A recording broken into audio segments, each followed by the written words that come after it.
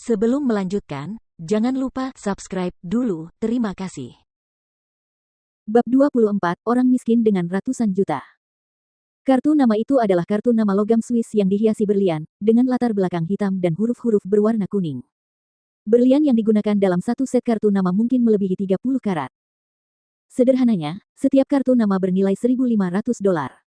Selain itu, kartu nama pasti dicetak dalam bentuk set.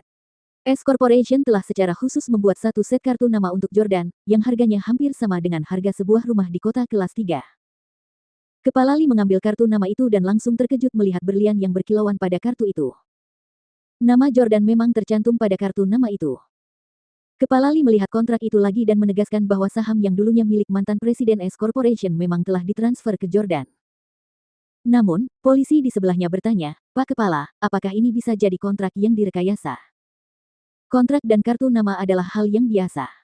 Karena sudah bertahun-tahun menjadi polisi, mereka sudah terbiasa melihatnya. Kepala Lee berkata, "Bisakah kami menemukan informasi Anda tentang mata surga?"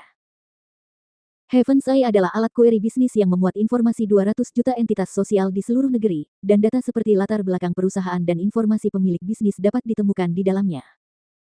Jordan tersenyum dan berkata, "Pendiri Heaven's Eye adalah Dr. Alex Murphy, yang merupakan mantan teman sekelas kakak kedua saya di perguruan tinggi. Karena saya belum resmi menjabat, saya memintanya untuk menyembunyikan informasi saya karena saya tidak ingin orang lain mencari informasi tentang saya sebelum saya melakukannya. Karena kalian percaya dengan data di mata surga, aku akan memintanya untuk membantuku mengungkapkannya untuk sementara waktu." Setelah Jordan selesai berbicara, dia mengangkat teleponnya dan menekan sebuah nomor. "Dr. Murphy, apa kabar akhir-akhir ini?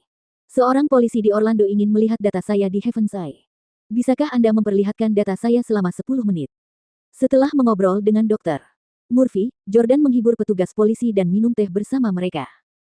Setelah hanya 1 menit, Jordan menerima sebuah pesan, dan dia kemudian berkata kepada Kepala Lee, "Sekarang Anda dapat memeriksa Heaven's Eye." Memasukkan S Corporation ke dalam bilah pencarian aplikasi, Heaven's Eye, Kepala Lee segera melihat nama Jordan di bagian personalia perusahaan. Jordan Stelle, CEO dari S Corporation. Bukan hanya nama Jordan yang tertera di sana, tetapi foto profilnya juga ada di sana. Orang di foto itu sama persis dengan orang yang berdiri di hadapan mereka. Namun, petugas polisi di sebelah kepala polisi Lee masih waspada. Mungkinkah itu dilakukan oleh seorang peretas? Ada banyak peretas di internet, dan seseorang dapat meretas aplikasi dan merusak informasi di dalamnya. Jordan tersenyum dan berkata, "Awalnya aku tidak ingin memamerkan kekayaanku, tetapi karena kalian masih tidak percaya padaku, jadi aku harus melakukan ini."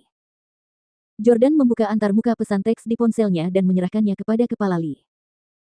Kepala Lee mengambil telepon seluler itu dan melihat bahwa itu adalah peringatan transaksi dari bank.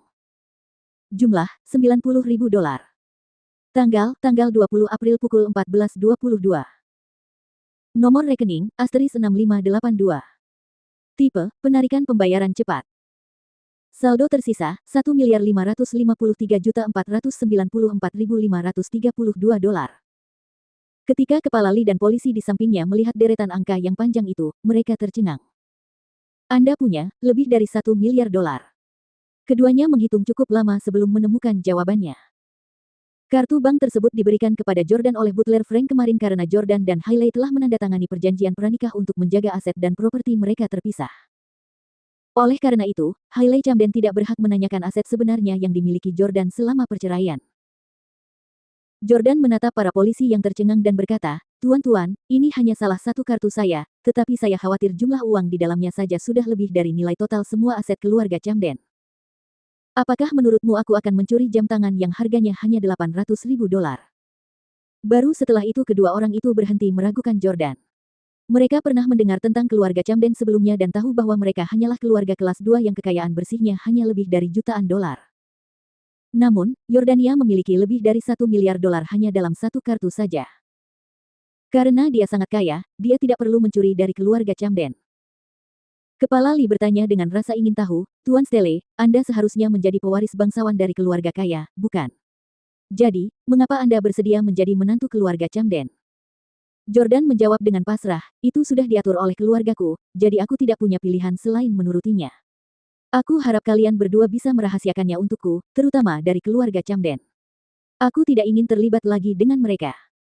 Kepala Lee mengangguk panik, tenang saja, Tuan Stele, masalah ini menyangkut privasi Anda.